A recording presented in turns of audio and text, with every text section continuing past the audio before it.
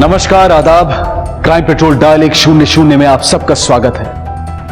हर इंसान अपनी जिंदगी को अपने तरीके से जीना चाहता है। जिंदगी जीने का उसका अपना एक नजरिया, अपने कुछ मकाम होते हैं। और अगर इंसान अपने नजरिए को सही समझता है तो उसे किसी के प्रमाण पत्र की जरूरत नहीं होनी चाहिए। लेकिन अक्सर यह देखा गया है कि लोग अपने से ज्यादा दूसरों की सराहना और ध्यान को आकर्षित करना चाहते हैं।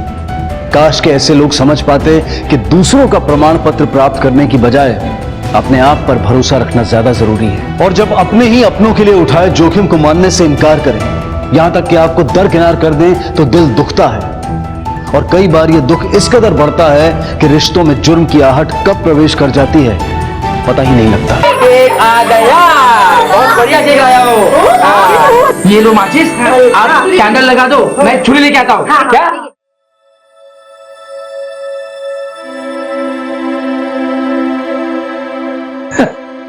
पाउडर लगा के पुराना चेहरा वापस नहीं आएगा।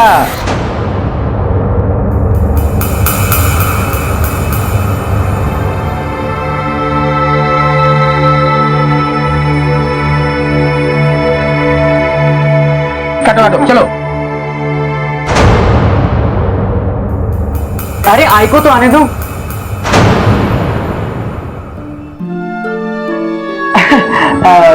आई तो आ जाएगी।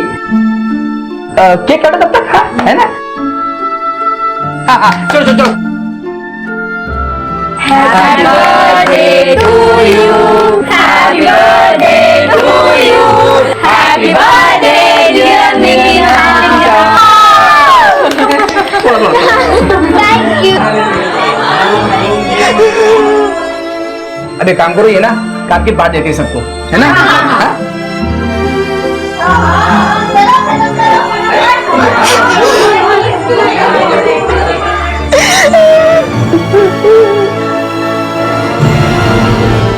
वसुधा एक मध्यम वर्गीय गृहिणी थी जिसने अपनी बेटी नीलम को स्टोव के फटने से बचाने के लिए अपने आप को उसका शिकार बना लिया।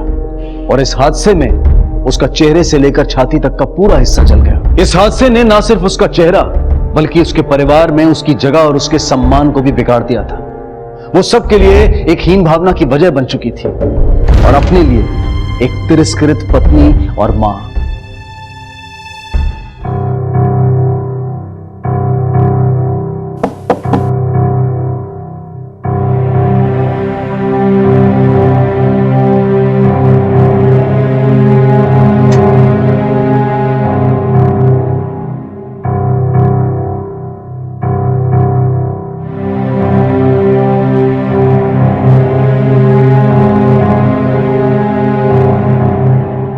मंगेश अच्छी तरह से जानता था कि वसुधा ने यह सब उनकी बेटी नीलम को बचाने के लिए किया था। उसने अपने मां होने के फर्ज को निभाया था, लेकिन मंगेश अपने पति धर्म को भूलकर अपनी ही पत्नी वसुधा के साथ एक ही कमरे में रहने से कतराता था। और दूसरी तरफ वसुधा की सगी बेटियां भी उसके साथ सौतेले जैसा व्यवहार करती थी और ना ही वो अपनी मां के दुख के प्रति पूरी तरह से संवेदनशील थी। अरे रुको तुम दोनों, मैं चलती हूँ ना। बाबा नहीं आ रहे तो क्या हुआ, पेरेंट्स मीटिंग में मैं चलती हूँ, जरा बाल बना लेती हूँ। आई रहने दे, हम है ना, हम देख लेंगे। अभी तो कह रही थी तुम दोनों कि स्कूल में नहीं चलेंगे कोई तो टीचर डांटेगी ना। नहीं, वो हम संभाल लेंगे, बस तुम्हें स्कूल आने की जरूरत नहीं है। हाँ। मतलब भाई रहने देना, हम देख लेंगे। अरे क्यों देख लेगी, मैं चलती हूँ ना। लेकिन मैं कह रही हूँ स्कूल आने की जरूरत नहीं है। क्यों नहीं आना? मैं माँ हूँ ना तेरी, मैं नहीं आ सकती? क्योंकि हम अपने दोस्तों को नहीं बता सकते कि तुम हमारी माँ हो। शक्ल देखिए अपनी। मुझे माँ कहने में तुम्हें शर्म आती है? लोगों के सामने मुझे तुम्हें माँ कहने में शर्म आती है? आती है। तुम्हारा ये जला हुआ चेहरा देखकर हम सबको घिन आती है। चल निकिता। वसुधा से हमदर्दी की बजाय उसके परिवार वालों को उससे घृणा हो गई थी, घिन आती थी। ये जिल्लत अब वसुधा के लिए रोज की बात हो गई थी। सबके बीच होते हुए भी वसुधा कहीं ना कहीं अकेली थी और अब उससे ये बर्दाश्त नहीं हो रहा था और उसने इसका एक हल निकाला।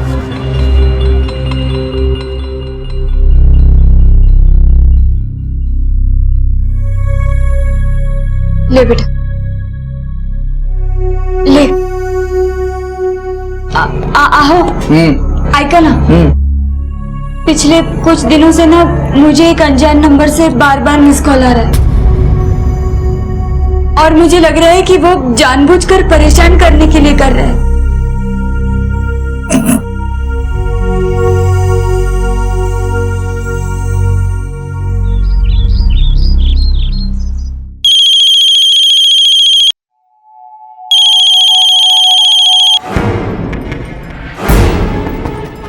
Hello hello hello. आइयो कौन सा फोन है? पता नहीं, अननोन नंबर से कॉल आया था और शायद कोई आदमी था, क्योंकि फोन रखने से पहले उसने किसी को आवाज दी। तुम लोग स्कूल जाओ।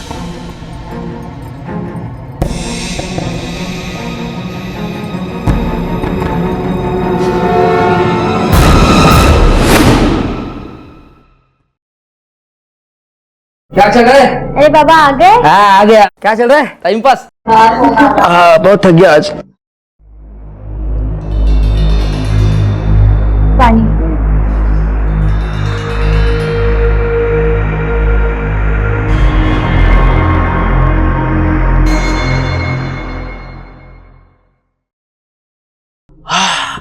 बाबा बाबा मेरे कॉलेज की स्पेशल कोचिंग में सिलेक्शन हो गया है। क्या बात है, अभिनंदन अभिनंदन। एक मिनट है। हाँ हेलो हेलो हेलो। हाँ क्या बोला था तुम? बाबा मेरी स्पेशल कोचिंग में सिलेक्शन हो गया है। गुड। कब से क्लास है तेरी? बस कुछ ही दिनों में बाबा।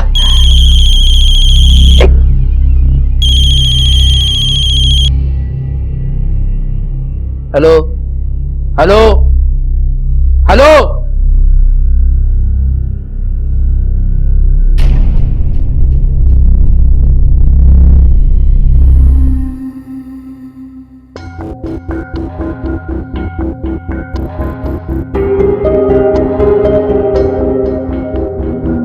आई पापा का कुछ पता चला? नहीं आई मैंने बाबा को ऑटो स्टैंड, उनके दोस्तों सब जगह जाके पूछा पर किसी को कुछ पता नहीं आई। बल्कि बाबा ने आज ऑटो निकाला भी नहीं, उनका ऑटो वहीं खड़ा है जहां पे हर रोज पार्क करते हैं। पता नहीं बाबा कहां चले गए।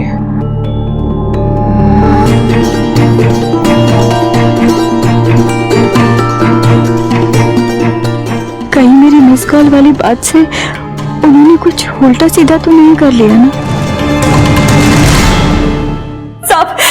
साहब ये मेरे पति है। कल कुछ काम से जाता हूँ कह कर गए, अब तक नहीं आए साहब। बैठिए। क्या करते हैं ये? रिक्शा चलाते हैं, लेकिन कल उन्होंने रिक्शा भी नहीं निकाला, पता नहीं कहाँ चले गए। इनकी किसी से दुश्मनी या कोई झगड़ा हुआ? नहीं सर, बाबा तो सीधे साधे आदमी है। शिंदे सर, इनसे इनके पति की डिटेल्स ले लो, उनके फोन को सर्विलेंस पे डाल दो और ऑटो स्टैंड जाके पता करो किसी ने देखा था क्या। ठीक है सर। ठीक है, आप लोग जा सकते हैं। एक मिनट, आपके चेहरे पे क्या हुआ? 7 साल पहले घर में स्टोव फट गया था साहब, उस पे जल गया। आखिर कहां था मंगेश? क्या वो सुरक्षित था? क्या मंगेश का गायब होना वसुधा के झूठ का परिणाम था या फिर सच कुछ और ही था? सिचुएशन पूरी तरह से समझ के बाहर थी। मंगेश को लापता हुए पूरा एक दिन गुजर चुका था और मंगेश की कोई खबर नहीं थी। लेकिन मंगेश के गायब होने के साथ साथ शाम तक एक और घटना घटी जिसने वसुधा के जीवन में और बड़ा भूचाल ला दिया।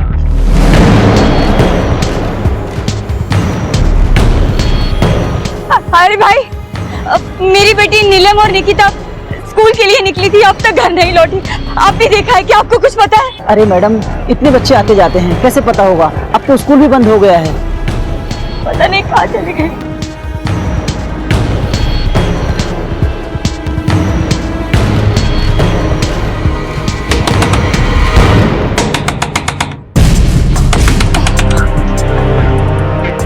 अब बेटा, नीलम और निकिता यहाँ पर आए हैं क्या? नहीं तो आंटी। तुम्हारे यहाँ नहीं आए तो कहाँ गए? आज शनिवार है, 3 बजे घर आ जाती, अब तक नहीं आई, कहाँ चली गई? लेकिन आंटी, आज तो वो दोनों स्कूल ही नहीं आई थी। क्या?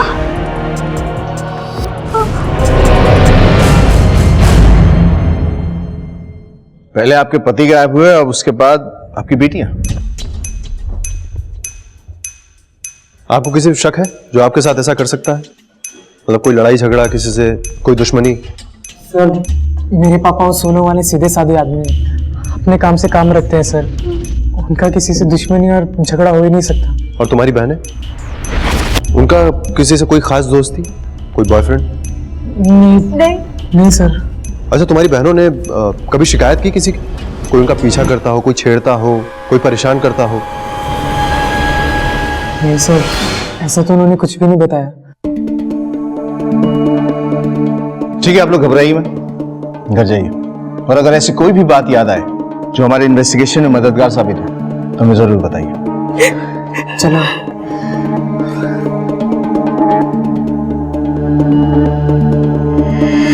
शिंदे, इन दिनों की बेसिक इन्फॉर्मेशन और फोटोग्राफ्स आसपास के पुलिस स्टेशन में सर्कुलेट करवा दो। ठीक है सर। लेकिन सर, मुझे लगता है कि ये किडनैपिंग फिरौती के लिए नहीं की गई, क्योंकि ये एक मिडिल क्लास फैमिली है सर, और पति को गायब हुए अभी 24 घंटे से ज्यादा हो चुके हैं, लेकिन अभी तक कोई रैंसम कॉल नहीं आया है। सर, मुझे लगता है कि ये केस आपसी लड़ाई झगड़े का है या आपसी दुश्मनी का। सिर्फ बाप नहीं, 2 बेटियां भी गायब हुई हैं।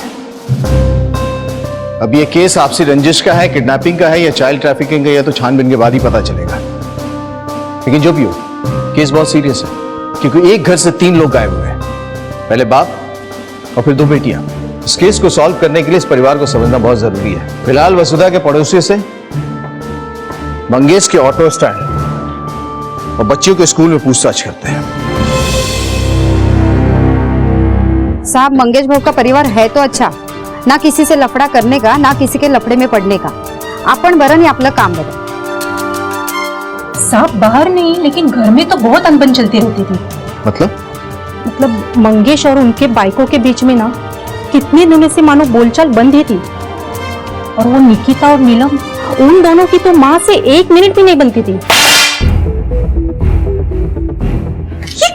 क्या किया तूने? मुझे नहीं खानी है सड़ी हुई सब्जी। खाना भी अपने जैसा बनाती हो, ना टेस्ट है ना शक्ल। बेटा, बिना तेल मसाले के खाना खाना सेहत के लिए अच्छा होता है। हमारी सेहत का तुम कब से सोचने लगी? कुछ करना ही है ना तो अपनी शक्ल का करो। जब देखो बीमारों जैसा खाना बनाती रहती हो, ना खाने का मन करता है ना देखने का। निकिता, समझा दे इसको। देखा इसे कैसे बात कर रही है ये। तू चुप कर, आई का चमचा। मेरा बस चले तो उसका चेहरा ही ना देखूं। मेरी मजबूरी जो मैंने इसके कोख से जन्म लिया। और इन भाई बहनों के बीच में आपस में बनती थी? कैसे बनती साहब, ये दोनों बच्चियां ना बहुत ही बदतमीज थी। माँ को ना बहुत बुरा भला कहती थी, और शैलेश बीच में बचाव करता रहता था। तो मंगेश अपनी बच्चियों को कुछ नहीं कहता था? वो क्या साहब, वो तो खुद बसदा से बचता था। दोनों साथ में तो रहते थे, पति पत्नी जैसा उनके बीच कुछ नहीं था। मुझे तो लगता है साहब, रोज रोज की चिटचिट से वो कहीं भाग गया है।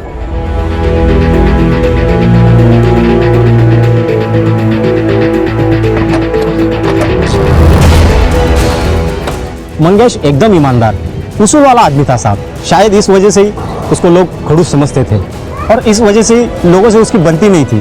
पर किसी से कोई दुश्मनी ऐसा कुछ नहीं था साहब। अच्छा, मंगेश 17 तारीख को यहाँ पर आया था क्या? नहीं साहब, वो 17 तारीख को यहाँ पे नहीं आया था।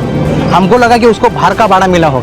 जब भी उसका बेटा हमको यहाँ पे पूछने के लिए आया, तभी हमको लगा कि वो गायब है। हाँ साहब, और उसका घर पर बहुत मस्त होता था। इसके लिए वो हमेशा परेशान रहता था। बोलता था वो सगी माँ और बेटियों में बिल्कुल नहीं बनती। ऐसा लगता है जैसे जन्म जन्म की दुश्मन हो।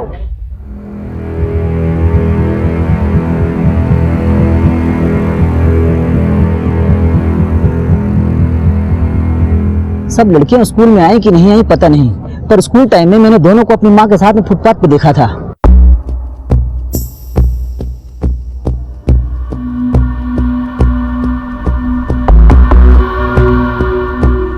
साहब, देख के ऐसा लग रहा था कि सुबह उन लोगों में किसी बात को लेकर झगड़ा चल रहा है। फिर शाम को माँ आई और पूछी मेरी बच्ची कहाँ है। पूछताछ से ये बात सामने आई है कि आपके पति आपको इग्नोर किया करते थे, और आपकी बेटियों से भी आपकी बनती नहीं थी। वो आपकी बेइज्जती किया करती थी। कहीं इसी वजह से आपने अपने पति और बेटियों को गायब तो नहीं कर दिया? साहब, आप क्या कह रहे हैं? ये बात मानती हूँ मैं कि मेरी अपनी बेटियों से नहीं बनती थी, अनबन होती ही रहती थी। लेकिन आप ही बताइए, बाहर लोगों के सामने, घर में अगर मेरी बहुत ज्यादा बेइज्जती करेंगे तो मैं कब तक चुपचाप सहती रहूंगी? कभी ना कभी कुछ तो कहूंगी ना साहब। लेकिन इसका ये मतलब नहीं है कि मैं उनके साथ, मेरी सौतेली बेटियां नहीं थी साहब, मेरी अपनी बेटियां थी। पड़ोसियों से पता चला है कि नीलम और निकिता अपने माँ की बिल्कुल भी इज्जत नहीं करती थी, इसीलिए तुम भी उन दोनों को पसंद नहीं करते थे। ये बात सच है ना? हाँ सर। और इसीलिए तुमने उन दोनों को गायब भी कर दिया। नहीं सर, हाँ सर, ये बात सच है कि मैं उन दोनों को पसंद नहीं करता हूँ, लेकिन वो दोनों मेरी बहनें हैं सर। दोनों की बदतमीजियों के लिए मैं उनको डांटता था, कई बार हाथ भी उठा देता था सर, लेकिन मैं उनको गायब क्यों करवाऊंगा सर? 18 तारीख को सुबह से शाम तक कहाँ थे तुम? सर उस दिन मैं अपने बाबा को ढूंढने में बिजी था। तो फिर ये बात हमसे छुपाई क्यों आपने कि जिस दिन निकिता और नीलम स्कूल के बाद से गायब हुई थी, उस दिन भी आप लोगों के बीच में झगड़ा हुआ था? कहीं ऐसा तो नहीं कि इसी वजह से आपने उन दोनों को भी? नहीं साहब, ये आप क्या कह रहे हैं? मैंने आपसे कोई झूठ नहीं बोला साहब, मुझे तो याद भी नहीं है कि उस दिन ऐसा कुछ हुआ था, लेकिन इसका ये मतलब नहीं है कि मैं सच बोल रही हूँ साहब, मैं ऐसा सोच भी नहीं सकती। अगर आप ऐसा नहीं सोच सकते तो फिर कौन सोच सकता है? वो कौन है जो ऐसा कर सकता है? मुझे एक अनजान नंबर से कॉल आता था, मैंने इसकी मामा को भी बोला था, आज भी उसका फोन आया था। उसका फोन पर यह कहना था कि मेरी दोनों बेटियां उसके पास हैं, अगर मैंने उससे शादी नहीं की तो वो मेरी दोनों बेटियों को मार डालेगा साहब। तो ये बात आपने पहले क्यों नहीं बताई हमें? फोन क्यों नहीं किया? मैं करने वाली थी साहब, लेकिन शैलेश घर पर नहीं था। मैंने सोचा कि वो आ जाएगा तो मैं आपको फोन करके बता दूंगी, और लेकिन उससे पहले तो आप भी घर आ गए साहब।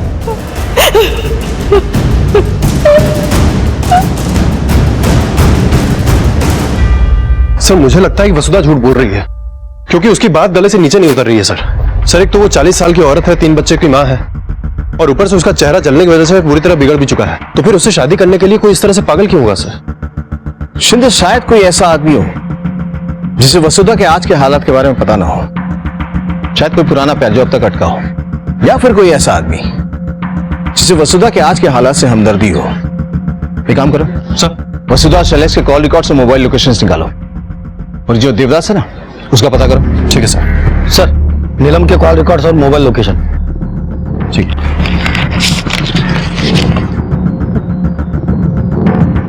नीलम के मोबाइल का लास्ट लोकेशन उसके स्कूल के पास। शिंदे सर, इसका मतलब है कि लड़कियां जहां और जिसके साथ भी गई है ना, स्कूल के बाहर से गई हैं। एक काम करो सर, स्कूल के आसपास जितने भी सीसीटीवी कैमरास हैं और उस रूट पे जितने कैमरास हैं ना, सबका फुटेज चेक करो, शायद हमें कोई क्लू मिले। ठीक है सर। सर मैंने वसुधा और मंगेश के कॉल रिकॉर्ड्स चेक किए हैं। सर मंगेश के कॉल रिकॉर्ड से कुछ खास नहीं मिला है। 17 तारीख को उसका फोन उसके घर के आसपास ही बंद हुआ था सर, और वो अभी तक बंद है। और सर शैलेश के कॉल रिकॉर्ड से भी ये बात क्लियर है कि उसके कॉल सिर्फ फैमिली या दोस्तों तक ही सीमित है। और सर जिस दिन ये दोनों लड़कियां किडनैप हुई उस दिन भी शैलेश का फोन उसके घर के आसपास ही था सर। और वो वसुधा के रैंडम कॉल्स? सर वसुधा सच कह रही थी, उसको रैंडम कॉल्स आते थे। पता करो ये नंबर किसके नाम से, और उसका लोकेशन भी पता करो। अगर वसुधा सच कह रही है तो इस नंबर के जरिए हम मंगेश, नीलम और निकिता तक पहुंच सकते हैं। डर और झूठ इंसान की सबसे बड़ी कमजोरियां हैं, और ये बेहद जरूरी है कि इंसान अपने मनोबल से उस पर विजय पाए। लेकिन डर और झूठ नाम के दुश्मन जिन्हें वसुधा ने खुद पाला था, वो उसके परिवार को तहस नहस करने वाले थे। आखिर उन तीनों के साथ हुआ क्या था? नीलम का खून किसने किया था? क्या निकिता कातिल थी या वो खुद किसी साजिश का शिकार थी? और नीलम के खून से मंगेश का कोई वास्ता था भी या नहीं? क्या ये हादसों का सिलसिला वसुधा का बदला था? सर वसुधा को जिस नंबर से कॉल आ रहा था वो स्विच ऑफ है। इंक्वायरी की तो पता चला वो नंबर झूठे नाम और एड्रेस पे रजिस्टर है सर। उसकी लोकेशन क्या थी? सर जब तक वो फोन ऑन था उसकी लोकेशन ज्यादातर मीरा रोड स्टेशन के पास वाले मार्केट की थी।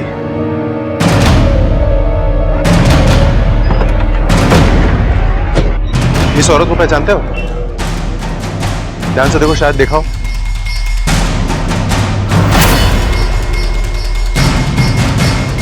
ये इस औरत को इधर से कहीं आते जाते देखा है क्या? हाँ साहब, ये औरत तो यहाँ पे आती है, राधे श्याम के ऐसे ही सब्जी लेके आती है ये। उसकी दुकान कहाँ है? सब हो रहा उसका दुकान सब, लेकिन कल दोपहर से इसने दुकान अचानक बंद करके कहीं चले गया है, उसके बाद आया भी नहीं, और आज भी ठेला बंद है। नंबर है उसका? हेलो, क्या?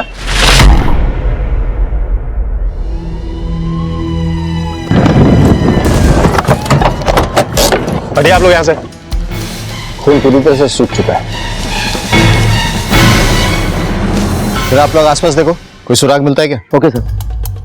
बॉडी सबसे पहले किसने देखी थी? मैंने देखी थी साहब। साहब मैं यहाँ पास में ही रहता हूँ।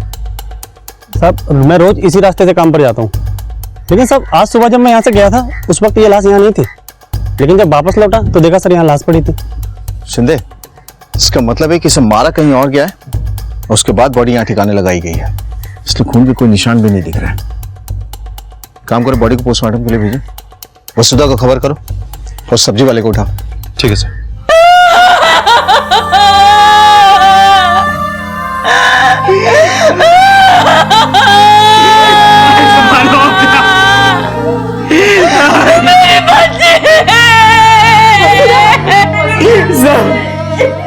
सर मैं अपनी एक बहन खो चुका हूँ सर, दूसरी को नहीं खोना चाहता सर। प्लीज मेरे पापा और बहन को ढूंढ दो, प्लीज उन्हें ढूंढ दो सर। हम उन्हें ढूंढने की पूरी कोशिश कर रहे हैं, संभालो अपने आप को। शैलेश, शांत हो। आप कौन हैं? साहब मैं मंगेश का दोस्त हूँ, हफ्ते भर से बाहर था, आज ही आया हूँ तो ये बात पता चली। सर, राधेश्याम अचानक से कहीं चला गया है, पड़ोसियों का कहना है कि शायद वो अपने गांव गया होगा, लेकिन गांव कौन सा है सर ये किसी को पता नहीं। मतलब पॉसिबल है कि ये किडनैपिंग और मर्डर राधेश्याम ने किया। इस केस को सॉल्व करने के लिए हमें उस तक पहुंचना बहुत जरूरी है। सर ये नीलम की पोस्टमार्टम रिपोर्ट। Thank you. हमारे इंफॉर्मेशन के मुताबिक राधेश्याम की दुकान 19 तारीख को बंद हुई थी और इस पोस्टमार्टम रिपोर्ट के मुताबिक नीलम की मौत 4 से 6 के बीच में 18 तारीख को 5 बजे 20 तारीख को बॉडी मिली थी। जब तक ये राधेश्याम नहीं मिल जाता ना, इस केस की गुत्थी नहीं सुलझेगी। उसकी तलाश जारी रखो। Right sir. और सर वसुधा का घर काशीमीरा गांव में है, लड़कियों का स्कूल मीरा भाईंदर के शांति नगर के इलाके में। सर नीलम की लाश मिली है गोराई में। सर ये भी तो पॉसिबल है ना कि लड़कियों को इसी एरिया के बीच में कहीं रखा गया। पॉसिबल है सिद्धे। एक काम करो सर, गोराई से लेकर मीरा रोड के बीच में पता करो वसुधा का कोई रिश्तेदार या नीलम का कोई दोस्त रहता है क्या? ठीक है सर। सर वो दोनों बहनें हमेशा एक साथ ही रहती थी, दोनों बहनें एकदम बेस्ट फ्रेंड की तरह रहती थी और इसीलिए उन्हें कभी किसी फ्रेंड की जरूरत ही नहीं थी। उनका कोई बॉयफ्रेंड था? नहीं सर, वो दोनों का कोई बॉयफ्रेंड नहीं था। सर एक और बात, अचानक उनके पास बहुत पैसे आने लगे थे और वो लोग खर्च भी बहुत करती थी, है ना? हाँ सर। ठीक है, थैंक यू। लड़कियों को पहचानते हो तुम? हाँ साहब, ये तो यही स्कूल में पढ़ती है साहब। ये लास्ट टाइम कब आई थी? 3-4 दिन पहले आई थी साहब। बहुत हो गया ये माँ का एहसान, मुझसे अब ये औरत बर्दाश्त ही नहीं होती। छोड़ना अब, और गुस्सा करके क्या फायदा। अब स्कूल बंक कर ही दिया है तो चल मैं तुझे एक जगह लेकर चलती हूँ। कहाँ? अब हम जाएंगे तो तुझे खुद ही पता चल जाएगा और तेरा गुस्सा भी शांत हो जाएगा। लेकिन निकिता, अरे चल नीलम। अच्छा ये लोग गई कैसे थे? सब कैसे गया ये तो मैंने देखा नहीं साहब, ग्राहक आया तो मैं काम में लग गया। उन बच्चियों को आप लोग पढ़ाते थे, बता सकते हैं कैसी बच्चियां थी? सर जो नहीं है उसके बारे में बुरा तो नहीं बोलना चाहिए। हाँ पर दोनों बहनें थी बहुत शरारती। पूरे स्कूल में ना कोई उनको पसंद करता था और ना वो किसी को, सिवाय प्रमोद सर के, वही थे जिनसे उनकी पटती थी। प्रमोद सर कहाँ है? प्रमोद सर पिछले 4 दिनों से छुट्टी पर है। वायरल हुआ है सर। 1 मिनट, ये देखिए डॉक्टर का प्रिस्क्रिप्शन, 4 दिन से दवाइयाँ खा रहा हूँ सर। अच्छा एक बात बताओ, जिन बच्चियों को स्कूल में किसी से नहीं बनती, कोई टीचर उन्हें पसंद नहीं करता, उनसे तुम्हारे क्लोजनेस का रीजन क्या था? सर हर टीचर का या स्टूडेंट का कोई ना कोई फेवरेट होता ही है, बस उतना ही। मैं सच कह रहा हूँ, मैंने कभी भी उनका फायदा उठाने की कोशिश नहीं की। फायदा उठाने की कोशिश तो की तुमने, लेकिन कामयाब नहीं हुए। अपनी बदनामी से बचने के लिए तुमने निकिता और नीलम को किडनैप किया और फिर नीलम को मार दिया। नहीं सर, 4 दिन से तो मैं स्कूल में भी नहीं गया हूँ और उससे पहले 2-3 दिन से ना तो मेरी उनसे बात हुई है ना ही मुलाकात हुई है। आप चाहो तो पता कर लीजिए। वो तो हम पता कर ही लेंगे, लेकिन एक बात ध्यान में रखना, अगर इस मर्डर और किडनैपिंग में तुम्हारा हाथ हुआ ना, 2 घंटे के अंदर तुम्हारा बुखार उतार दूंगा मैं।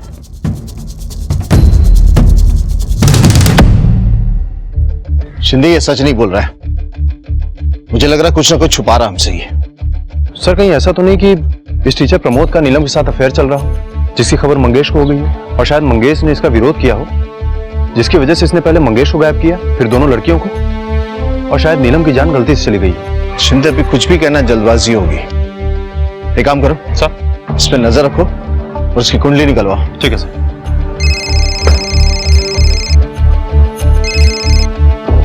हेलो,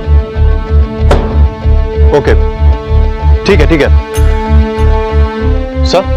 वो जो सब्जी वाला है ना राधेश्याम, उसका फोन ऑन हुआ है सर। फॉरेन टीम को अलर्ट करो। ठीक है सर।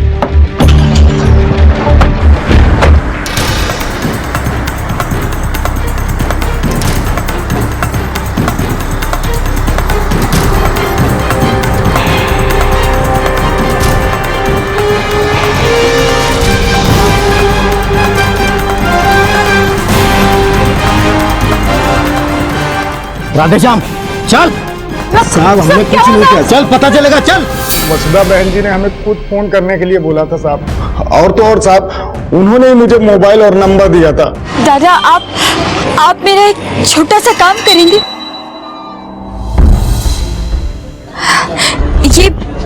ये सिम कार्ड और ये फोन, आप इससे मुझे दिन भर मिस कॉल करते रहिएगा। पर हम क्यों देंगे मिस कॉल और काहे देंगे?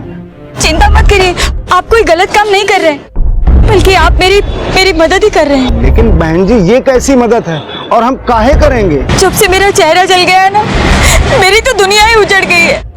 मेरे घर वाले मुझसे बात नहीं करते, मेरे सामने आंख उठाकर भी नहीं देखता है।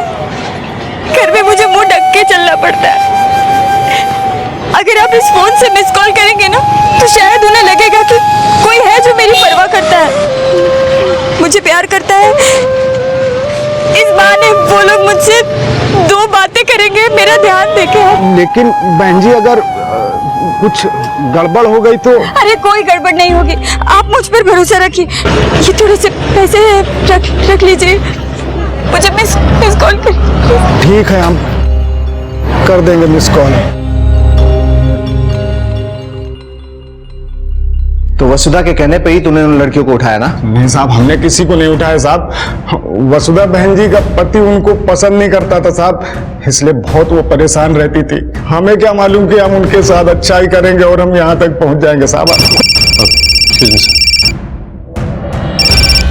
हेलो, क्या सर? वसुधा ने अपने हाथ की नस काट ली।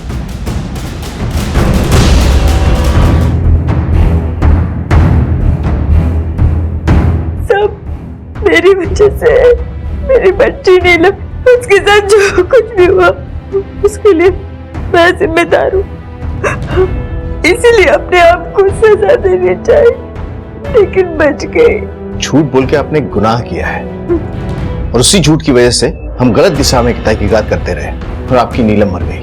लेकिन अब मंगेश और निकिता किस हाल में हमें भी नहीं मालूम। सब अब मुझे सजा दे दो, मैं जिम्मेदार हूँ इन सब के लिए। झूठ बोल के जो गुनाह किया उसकी सजा तो मिलेगी आपको, लेकिन अगर मंगेश और निकिता को कुछ हुआ होगा ना, तो कानून आपको थोड़ा भी रियायत नहीं देगा। सर, वसुधा ने अपने हाथ की नस काट ली, इसका मतलब कि उसके अंदर वायलेंट इंस्टिंक्ट है। सर, कहीं ऐसा तो नहीं कि वो अपने आप को निकिता और नीलम से बहुत ज्यादा नीचा समझने लगी थी, जिस बात का उसे गहरा दुख था? और हो सकता है कि उसकी ये तकलीफ इतनी बढ़ गई हो कि उसने खुद ही अपनी बेटियों को अगवा करवा के उन्हें मरवा दिया। शिंदे अगर मान भी ले कि उसी ने ये सब किया है, तो भी उसका प्लान तो सक्सेसफुल हो ही रहा था ना। फिर उसे सुसाइड करने की या हमारे सामने कबूल करने की क्या जरूरत पड़ी? मुझे लगता है कि कोई ऐसा आदमी है जिसे वसुधा के सब्जी वाले से फोन करवाने वाली बात पता चल गई थी और उसने अपनी दुश्मनी निकालने के लिए बच्चियों को अगवा किया और फिर नीलम को मार दिया, और शायद ये सोच रहा हो कि हमारा शक तो वसुधा पे ही जाएगा। नहीं सर, अभी तक इस फैमिली का कोई दुश्मन सामने नहीं आया। दुश्मन शुभचिंतक के रूप में भी हो सकता है सर। प्रमोद के बयान पे मुझे जरा भी भरोसा नहीं है, मुझे लगता है कुछ छुपा रहा है वो। और दूसरी तरफ ये अजय, जिस परिवार के काफी करीब है। एक काम करो सर, इस अजय की कुंडली निकलवाओ। ठीक है सर। सर, हमने प्रमोद के बारे में इंक्वायरी की, तो एक चौंकाने वाली बात सामने आई। मैं वही बोल रहा हूँ कि मैंने नीलम के साथ कुछ भी गलत नहीं किया, मैंने कभी भी उसका फायदा नहीं उठाया है सर। जिस फायदे की तू बात कर रहा ना, हमें पता तो उठा ही नहीं सकता, क्योंकि तुझे लड़कियां नहीं लड़के पसंद है। ये कैसी बात कर रहे हैं आप सर? ऐसा कुछ नहीं, मेरी गर्लफ्रेंड है सर। सर मेरी गर्लफ्रेंड नहीं है सर, मेरा बॉयफ्रेंड है सर। मैंने ये सच सबसे छुपा के रखा था, क्योंकि मुझे पता था सब लोग मेरा मजाक बनाएंगे, लेकिन नीलम बहुत तेज लड़की थी सर। उसने सब कुछ पता लगा लिया था कि मैं। आप तो काफी रोमांटिक निकले सर। क्या लव मेकिंग सीन है? ये तुम्हारे पास कैसे आई? ये हमने तब ली थी जब कल अपनी कार में आप अपने बॉयफ्रेंड के साथ कुची-कू कर रहे थे। और अगर आप नहीं चाहते कि आपकी कुची-कू वाली हरकत की तारीफ सब लोग करें तो 10,000 देने पड़ेंगे। और इतना तो आप कर ही सकते हैं ना सर? 10,000 कुछ ज्यादा नहीं है, राइट? और उसके बाद वो हर 8-10 दिन के बाद मुझे पैसों के लिए ब्लैकमेल करने लगी। इसका मतलब है कि निकिता और नीलम के पास तुम्हारे पास से पैसे आते थे और तुमने उनसे पीछा छुड़ाने के लिए और अपनी बदनामी से बचने के लिए उन्हें किडनैप किया और नीलम को मार दिया। सर, निकिता कहाँ है?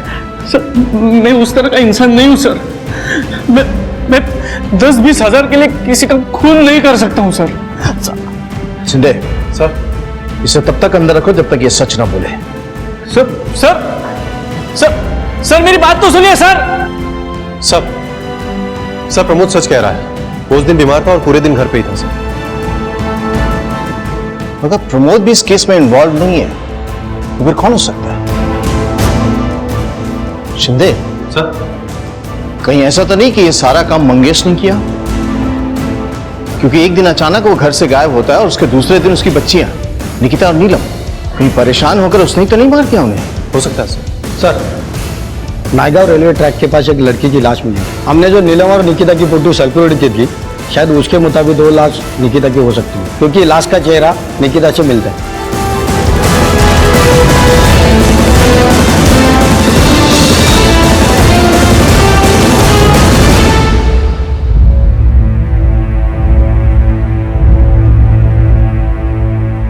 सर, बॉडी 2 हिस्सों में कट चुकी है।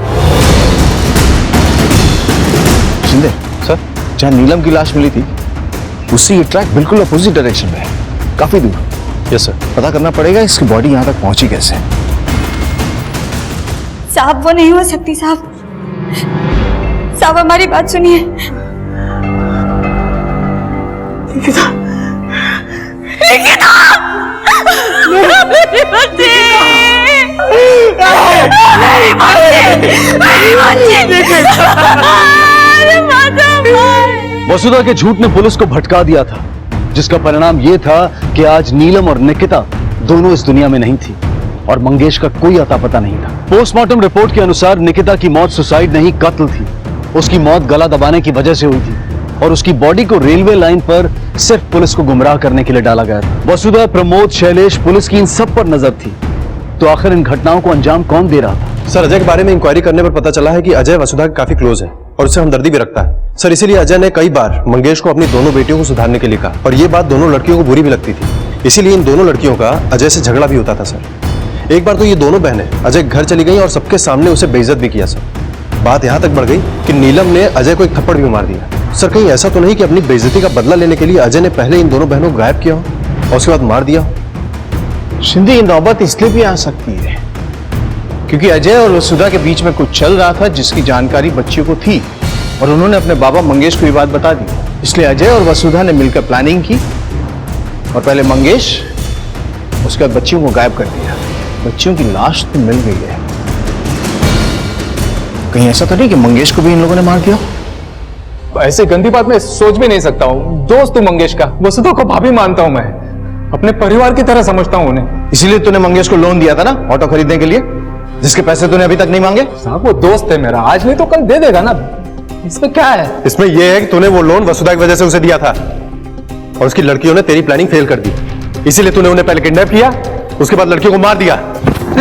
मार दिया उसे भी। अरे साहब, मैंने किसी को नहीं मारा है। मैं अपने दोस्त के साथ ऐसा क्यों करूंगा? गलत रिश्तों की वजह से अक्सर दोस्त दोस्त का दुश्मन हो जाता है, तो तूने भी इसीलिए किया ना सब? नहीं साहब, वसुधा भाभी है मेरी, मैं ऐसा नहीं सोच सकता हूँ साहब। अगर तू ऐसा नहीं सोच सकता फिर किसने सोचा?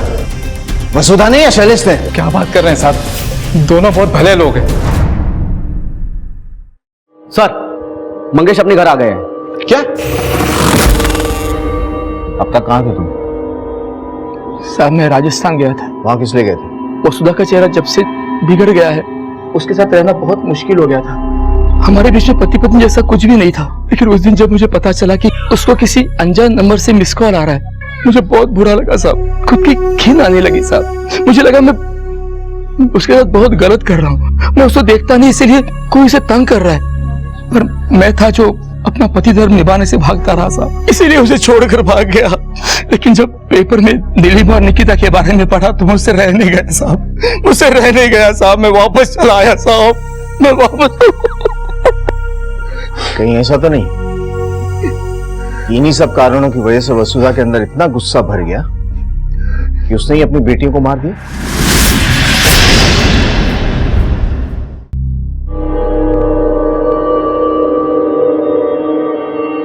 वसुधा, क्या तुमने हमारी बेटियों को मारा? क्या कह रहे हैं आप मुझ पे शक कर रहे हैं?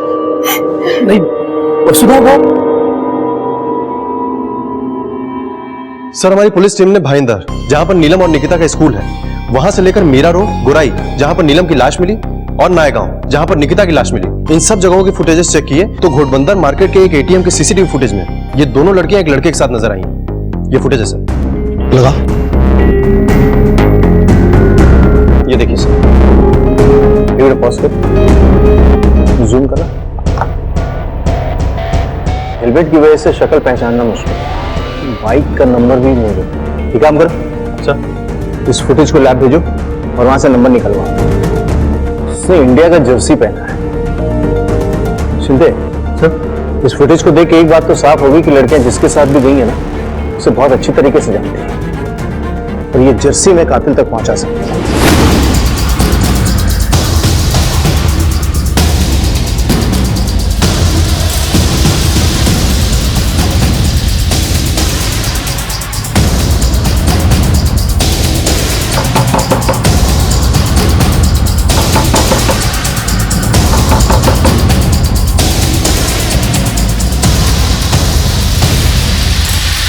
सच करो।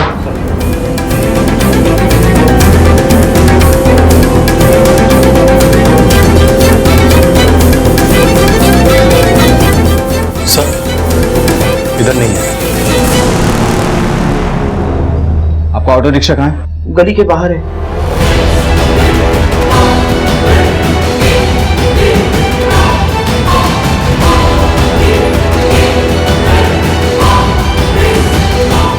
सर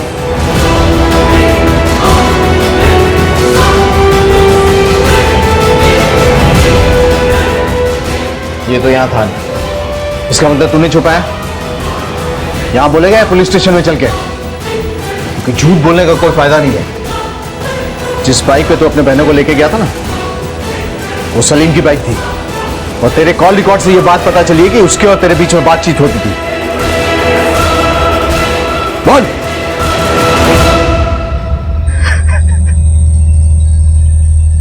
हाँ सर, मैंने इन दोनों को मारा है।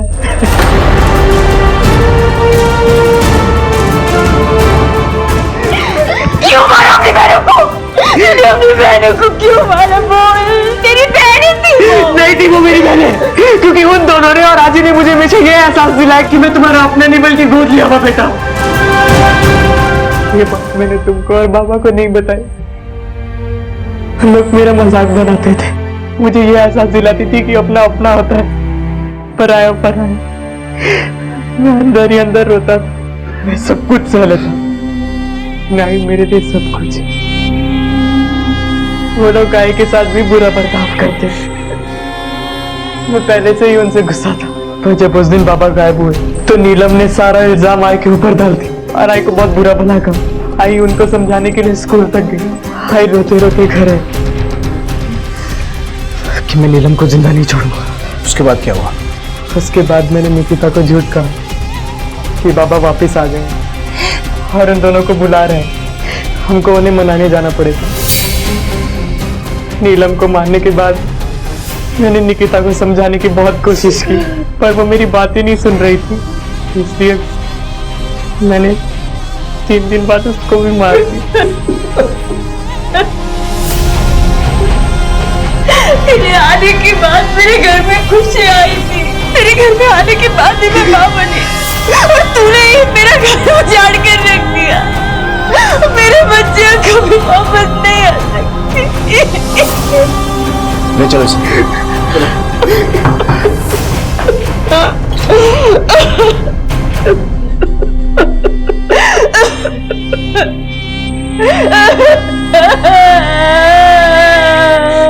शारदा, नीलम, निकिता शैलेश से प्यार नहीं करते थे, लेकिन वसुधा और मंगेश शैलेश से प्यार करते थे। क्या शैलेश को जीने के लिए इतनी वजह काफी नहीं थी? बेशक थी, लेकिन उसने नफरत का जवाब नफरत से दिया। वसुधा के साथ भी वही हुआ। अपने पति और बेटियों से प्यार और इज्जत पाने की कोशिश में वो एक के बाद एक गलतियां करती चली गई। शैलेश को नीलम और निकिता के अपहरण और हत्या के लिए गिरफ्तार किया गया और इस वक्त वो न्यायिक हिरासत में है। अपने किए हुए अच्छे काम की सराहना सबसे पहले खुद करें, अपने ऊपर विश्वास रखें, क्योंकि दूसरों के प्रमाण पत्र की जरूरत सिर्फ कमजोर लोगों को पड़ती है। देखते हैं हमारे आज के एपिसोड की दूसरी कहानी।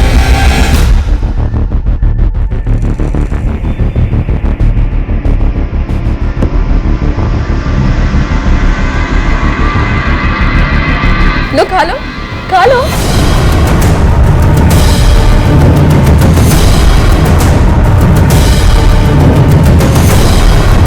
नहीं, मुझे नहीं खाना। मैं तो खाऊंगा, मुझे भूख लगी।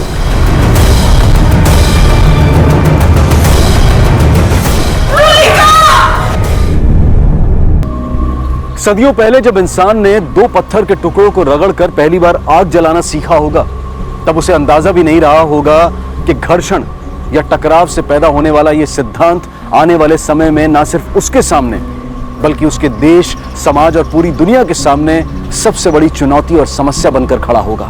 सदियों बाद पत्थरों की जगह इंसान खुद, उसकी नस्लें, उनकी सोच, समाज की मान्यताएं और विचारधाराएं आपस में टकराएंगी और आग भड़क उठेगी। वो आग जिसके कारण उसका अपना अस्तित्व खतरे में पड़ जाएगा। आज हम एक ऐसी कहानी लेकर आए हैं जिसमें हर पल घटने वाली घटनाएं और वारदातें ना सिर्फ आपके रोंगटे खड़े कर देंगी बल्कि आपको सोचने पर भी मजबूर कर देंगी।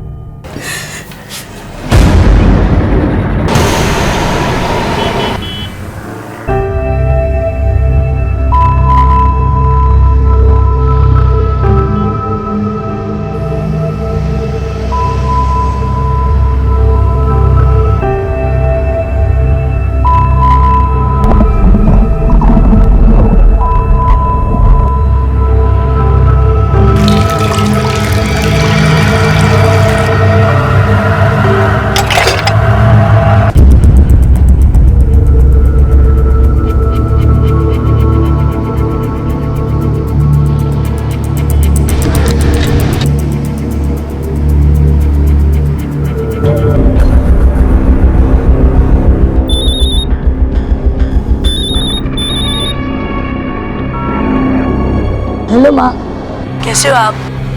अच्छी हो। और बाबा?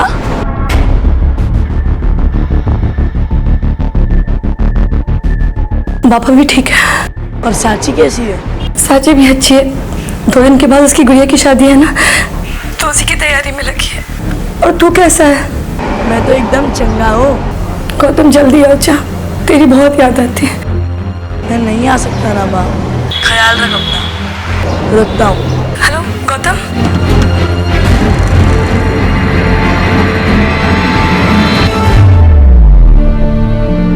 अरे कहाँ चले गए आप लोग? आइए इस तरफ आइए, आप उधर चले जाइए। अरे पोस्टर आपको कब से बोला पोस्टर लगा पोस्टर लगाइए।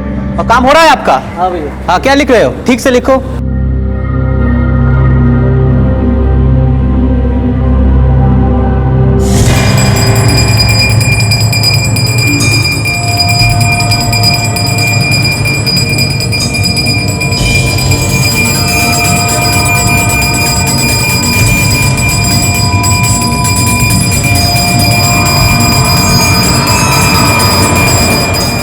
दीदी क्या बनाया तेरे लिए, तेरा पसंद की मछली, पेट भोरे खा गई। एकदम शर्माना नहीं। मुझे भूख नहीं है। क्यों बेटा? लेकिन माछ खाने पे तो कोई मना नहीं कर सकते ना। ऊपर से मेरे हाथ पे बनाए हुए इलिश माछ। हाँ मुझे मालूम है तुम्हें इलिश माछ बहुत पसंद है ना? लो खा लो खा लो। क्या कर दिया गौतम? तुलिका बेटा छोड़ यार मिल जाएगी। अरे कहाँ गए वो दो बच्चे? Hello police station. एक तरफ कोलकाता में 12 साल का गौतम सैकड़ों किलोमीटर दूर बांकुरा जिले के छातना गांव में क्या छिपा रहे थे माँ बेटे एक दूसरे से? क्यों माँ ने गौतम से झूठ कहा था कि उसके पिता ठीक हैं जबकि वो खुद उनका कत्ल कर चुकी थी? और क्यों गौतम अपने घर नहीं लौट सकता था? और ये जो एक के बाद एक खून का सिलसिला शुरू हुआ है, क्या ये थमेगा?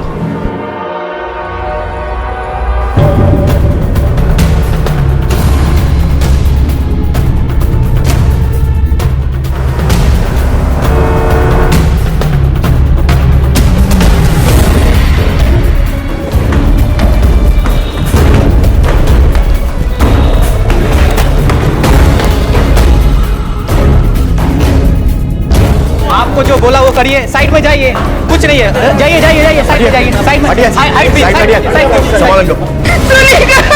क्या हो गया बेटी?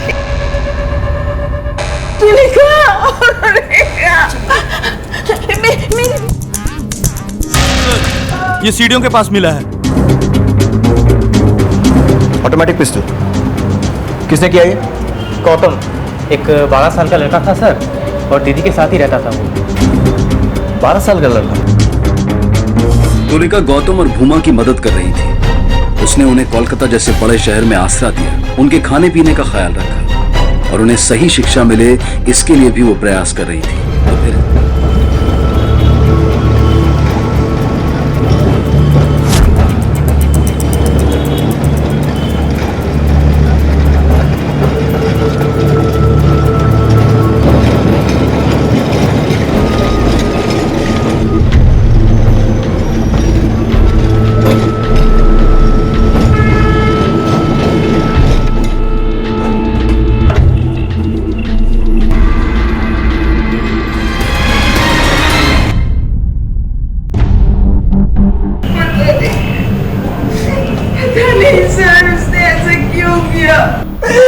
दोनों बच्चे थे सर, स्कॉलरशिप के लिए आए थे।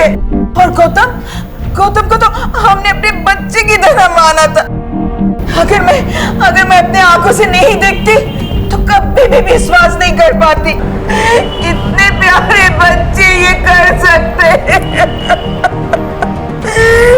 दोनों लड़कों की कोई फोटो होगी आपके पास? गौतम की है, कल ही ली थी हमने। ये देखिए सर, ये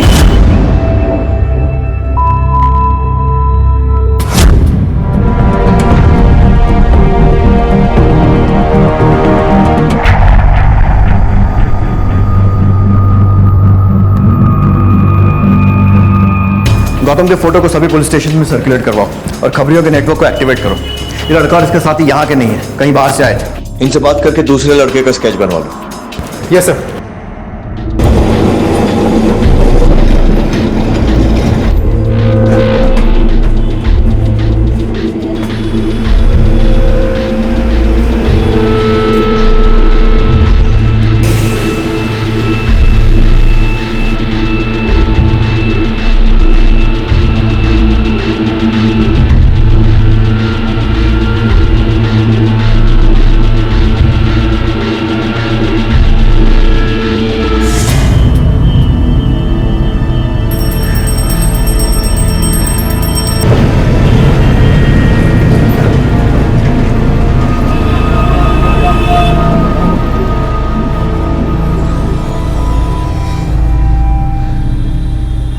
गौतम इधर आ। तू यहाँ पर बैठ, मैं आ रहा हूँ। दादा कहाँ जा रहे हो? मेरी बात मान, तू रुक यहाँ पर। मैं भी चलता हूँ। जब तक मैं ना हूँ यहाँ तो हिलना मत, नहीं मिलना।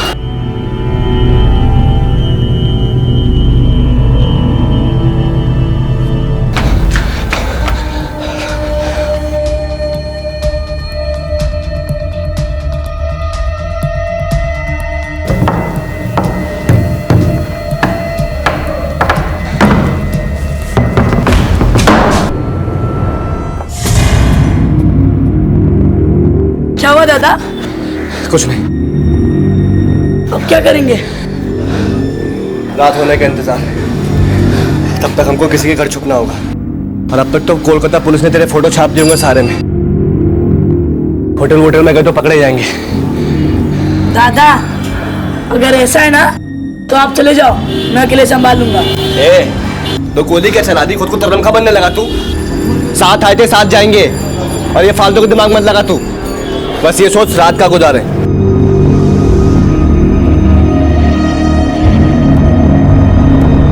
दादा रात गुजारने का ठिकाना मिल गया। ये अभी तक पता नहीं चल पाया था, और आखिर ये दूसरा व्यक्ति कौन था जिसकी हत्या भूमा ने की थी। उम्र का वो दौर जिसे बचपन कहा जाता है, उससे मासूमियत और अच्छाई की उम्मीद की जाती है। लेकिन 12 साल का गौतम और उससे कुछ साल बड़ा भूमा, वो तुलिका जो उनकी मदद कर रही थी, जिसने उन्हें अपने घर में शरण दी थी। तो फिर आखिर ऐसी कौन सी वजह रही होगी जिसके कारण उन्होंने उसकी जान लेने जैसा इतना बड़ा कदम उठा लिया? इस सवाल और ऐसे कई सवालों के जवाब पुलिस को आने वाले वक्त में ढूंढने थे।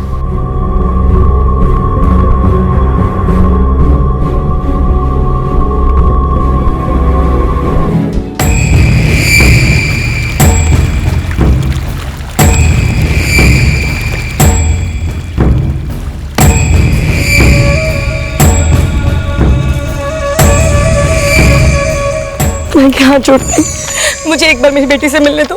उसे बहुत तेज बुखार है, उसे दवा की जरूरत है। अरे तू गिड़गिड़ा क्यों रही है? मैंने किसी बात के लिए मना किया आज तक? तो जा मिल ले। सर, इन लोगों ने तुलिका को अपने गांव का जो नाम बताया था, मैंने वहां बात कर लिया। ये लोग वहां से नहीं है। इन लोगों ने तुलिका को झूठा एड्रेस दिया था। किसी और गांव से 2 बच्चे गरीब स्टूडेंट्स बनकर आए, तुलिका से मिले। तुलिका ने इन लोगों को अपने घर पे भी रखा हुआ था। एक और बात सर, ये छोटा सा बच्चा गौतम, जिसने तुलिका पर गोली चलाई, पिछले 10 दिनों से एक लस्सी की दुकान पे काम कर रहा था।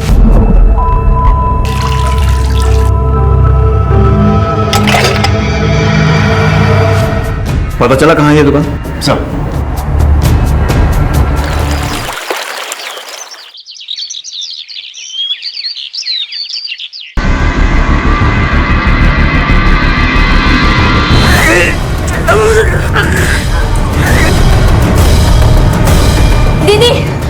दीदी आप निकलो यहाँ से अभी, जल्दी। क्यों?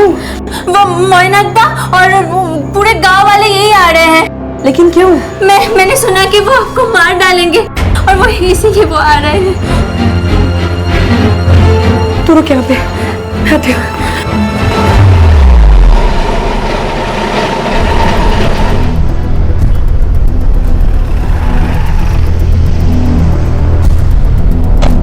बताइए। मुझे नहीं पता था सर वो लड़का ऐसा निकलेगा। मुझे काम के लिए लड़के की जरूरत थी, मैंने उसे रख लिया अपने यहाँ। बिना कोई बैकग्राउंड चेक किए ऐसे ही रख लिए? उसी समय हमारी दुकान के सब स्टाफ छुट्टी पर चले गए थे और दुकान अकेले संभालने में प्रॉब्लम हो रहा था, इसलिए उसे काम की जरूरत थी, मुझे स्टाफ की, मैंने रख लिया उसे। कभी कोई पिस्तौल या गन कुछ देखा, या फिर कोई उससे मिलने आया हो? नहीं सर। ठीक है।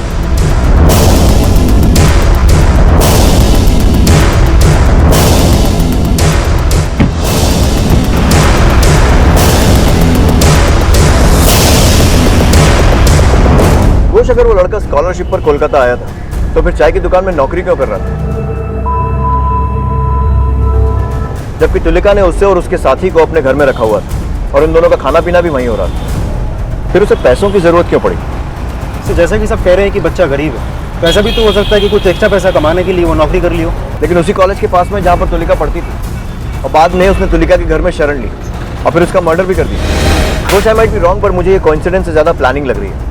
नहीं तो उसके पास वो ऑटोमेटिक रिवॉल्वर कहाँ से आता? सर कहीं ऐसा तो नहीं कि दोनों बच्चे किसी क्रिमिनल गैंग के साथ कनेक्टेड हो, या फिर दोनों ही सुपारी किलर से? हो सकता है, और ये भी हो सकता है कि वो रिवॉल्वर तुलिका का ही हो। आफ्टर ऑल पॉलिटिशियन थी, और ऐसे लोगों के बारे में श्योरिटी से कुछ नहीं कह सकते। लेकिन मुझे एक बात समझ में नहीं आ रही, उसके पास तुलिका को मारने के बहुत सारे चांसेस थे। कभी भी मार सकता था अकेले में, या फिर रात में सबके सोने के बाद, लेकिन उसने सबके सामने मारा, वो भी दिन दहाड़े। चल देखते हैं कहाँ छुपी है।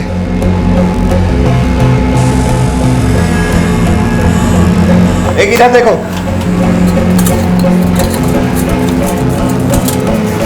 झुमके, हाँ?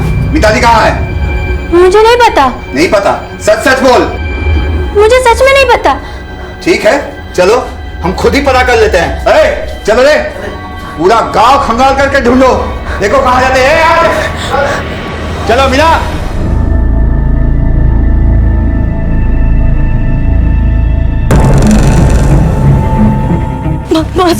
मास्टर जी मुझे बचा लीजिए। वो गाँव वाले मैनाक। क्या क्या मैनाक है?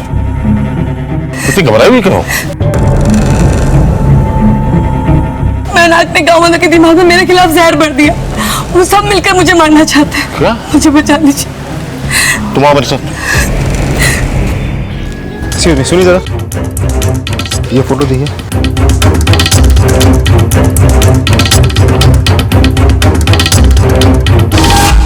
तू आएगा? नहीं, मुझे नहीं खाना। मैं तो खाऊंगा, मुझे भूख लगी।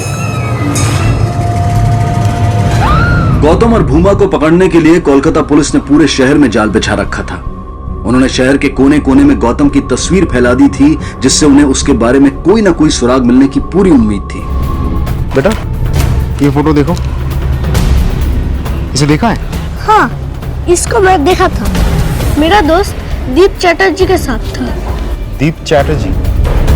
कहाँ रहता है बेटा ये दीप? ये आगे वाली गली पे ब्लू वाला घर। Thank you. वेलकम। सर, इस लड़के का घर पता चल गया है, दीप चैटर्जी।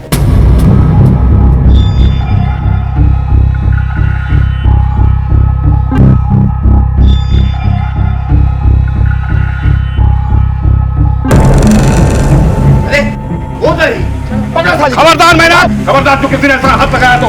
मास्टर जी आप बीच में मत पड़िए। अरे तुम लोग खड़े क्यों हो? जाओ पकड़ो। अरे भाग ही जाओ। पकड़ो उसको।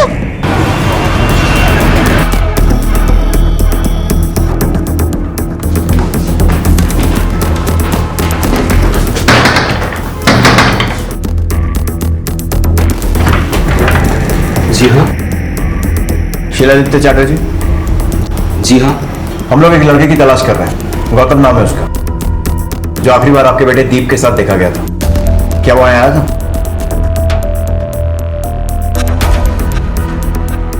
जी हाँ, वो आया था, लेकिन मिलकर थोड़ी ही देर में चला गया। कैसे जानते हैं आप उसे? Actually he is my son's friend. Classmates रहे थे दोनों वर्षों तक। और कहाँ गया ये बता कर गया? जी नहीं, कुछ बताया तो नहीं, बस चले गए। जाते वक्त उसके साथ कोई और भी था? जी नहीं, बिल्कुल अकेला था वो। अच्छा, आपका बेटा दीप घर में है? जी है ना। बुलाइए। बुलाइए। दीप, दीप बेटा।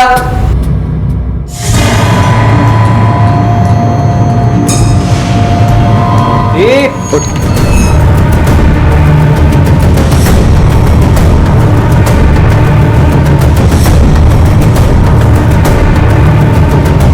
जाएगी कहाँ आखिर बच के? इधर ही कहीं होगी। पूरा छान मारना है इधर उधर सब।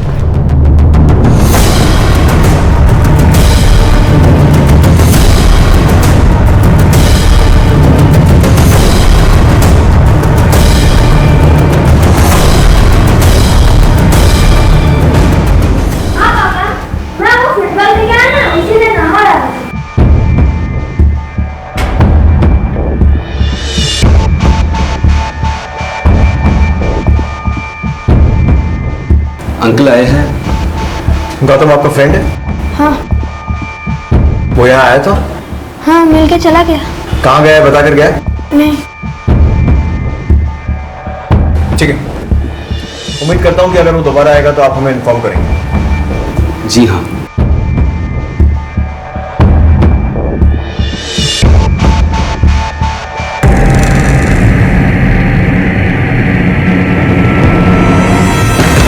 आजू बाजू वाले देख न ले, इस डर से कोई हमसे दरवाजे पर खड़े होकर बात करना पसंद नहीं करता। लेकिन मिस्टर चैटर्जी ने हमें अंदर आने के लिए एक बार भी नहीं कहा। कुछ तो गड़बड़ है। अपने 3-4 आदमियों को सादी वर्दी में घर के आसपास तैनात करो और 24 घंटे नजर रखने को कहो। सब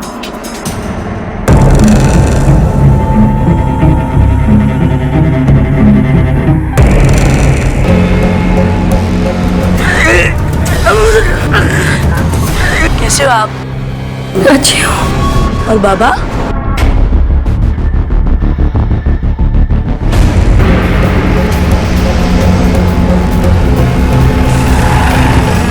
देखिए, अगर सिचुएशन इतनी क्रिटिकल और इन्फॉर्मेशन क्रूशियल नहीं होती तो इस टाइम पे आपको डिस्टर्ब नहीं करते।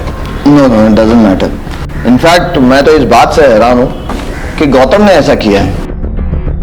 हमारी स्कूल का बहुत ही ब्रिलियंट स्टूडेंट था वो, एजुकेशन में, स्पोर्ट्स में, हर चीज में। कोलकाता से उसकी फैमिली फिर शिफ्ट कर गई थी मेदिनीपुर डिवीजन में। हाँ, ये रही। बांकुरा जिले के एक छोटे से स्कूल में उसने एडमिशन ले लिया था। बांकुरा? जी।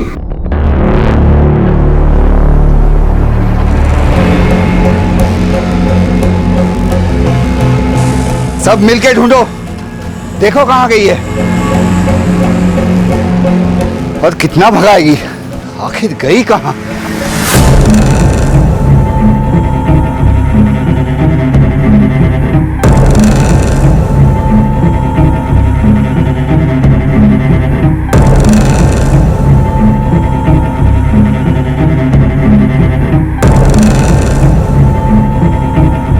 आओ।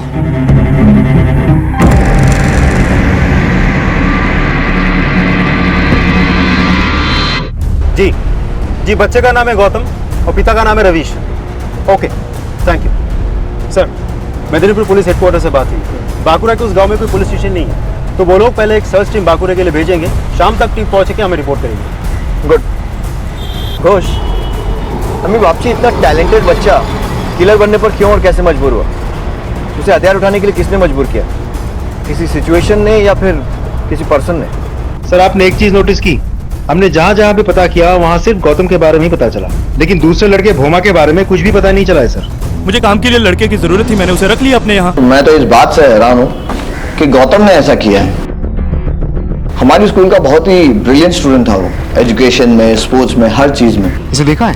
हाँ, इसको मैं देखा था। मेरा दोस्त दीप चैटर्जी के साथ था। बचपन में अपनी दादी नानी से चुड़ैल और डायन की कहानियां हम सब ने सुनी होंगी। ये कहानियां हमें या तो कोई सीख देने के लिए सुनाई जाती थी या फिर सिर्फ मनोरंजन के उद्देश्य से।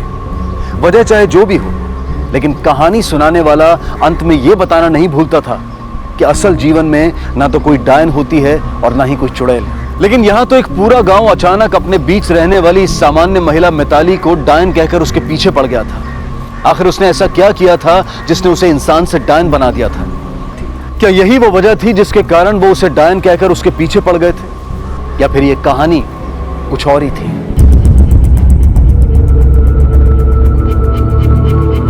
हेलो हेलो माँ।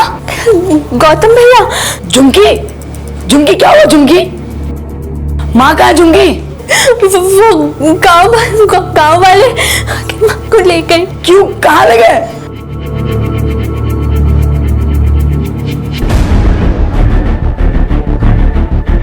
तो रो मत, मैं आता हूँ झुमकी, आता हूँ।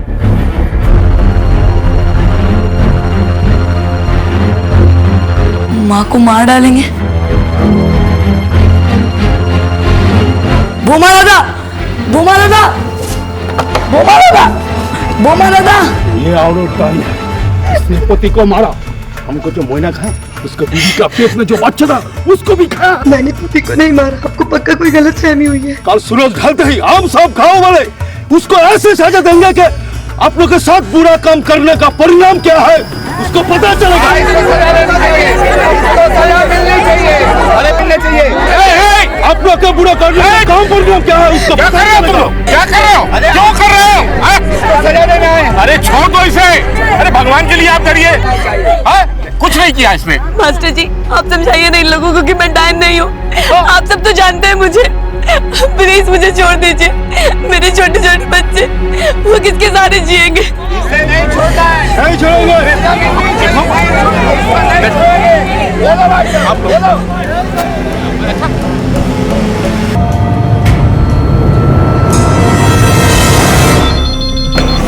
Hello hello police station. हाँ बोलो।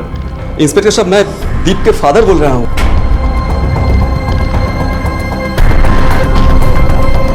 ओके हम लोग पहुंच रहे हैं। Push fast sir. यह भी जुर्म की फेहरिस्त की शुरुआत थी और कोलकाता पुलिस गांव में घट रहे अपराधों से पूरी तरह से अनजान थी।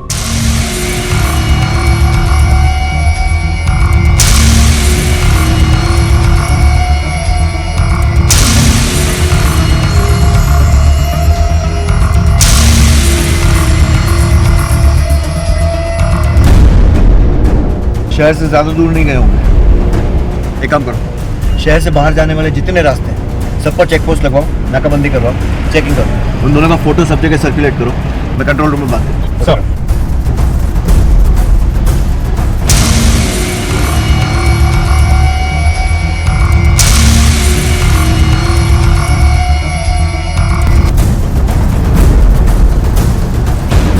हाँ 2 लड़के हैं, एक 12 साल का एक 14 साल का। एक का नाम है गौतम, दूसरे का नाम है भोमा।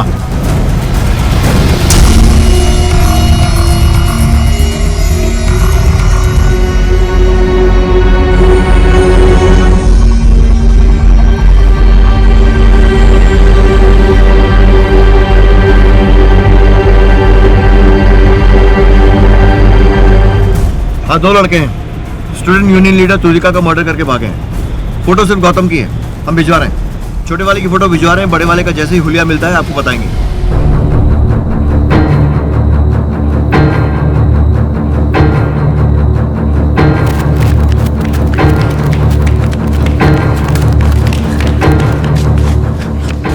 भाग भाग भाग।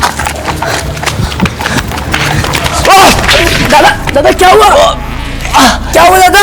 दादा दादा उठने की कोशिश करो। क्या हुआ दादा? मुझे लग रहा है मेरे मुंह आ गई है। मैं नहीं जा पाऊंगा। तू जा। दादा मैं नहीं जाऊंगा। दादा आपने ही कहा था साथ आए थे साथ जाएंगे। दादा बताओ मुझे क्या हुआ? तू जा। नहीं दादा मैं नहीं जाऊंगा। तू जा। नहीं दादा मैं जाऊंगा नहीं आपके बिना। अरे रुक साले।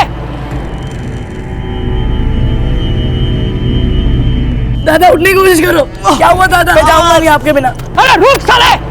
अरे रुक साले। जाने से कब मना किया मैंने? हम गाँव जाएंगे। सुबह गंगा किनारे जाकर अपना भेष बदलेंगे और गाँव चलेंगे। गाँव जरूर जाएंगे।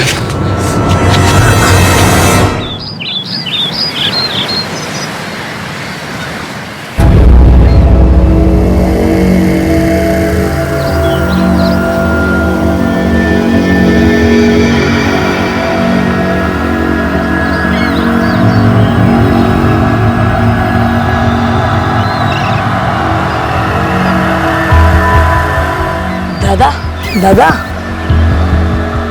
दादा उठो दादा, सुबह होगी दादा, जाना है गाँव।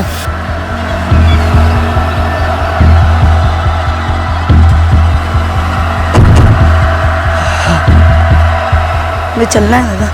आओ दादा आओ। दादा दादा उठने की कोशिश करो दादा। गौतम लगता है हम जान नहीं जा पाएंगे। बहुत दर्द हो रहा है। दादा आप यहीं पे रुको, मैं देखता हूँ कहीं दवाई मिलती है आसपास। नहीं गौतम गौतम गौतम तू कहीं मत जा। रुक गौतम, रोक अभी। गौतम गौतम रुक तू। और आ गया ये।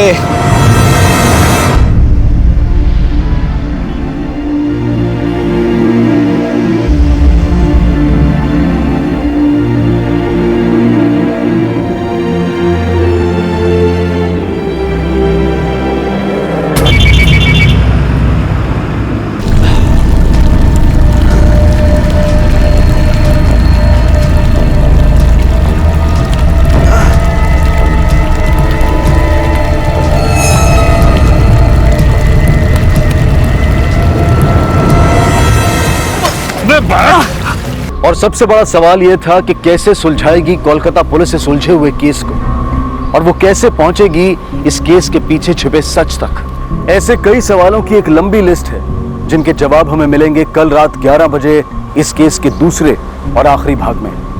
अब मैं अनूप सोनी आपसे विदा लेता हूं। कल रात आपसे फिर मुलाकात होगी। तब तक अपना और अपने परिवार का ख्याल रखें और देखते रहें क्राइम पेट्रोल डायल 100।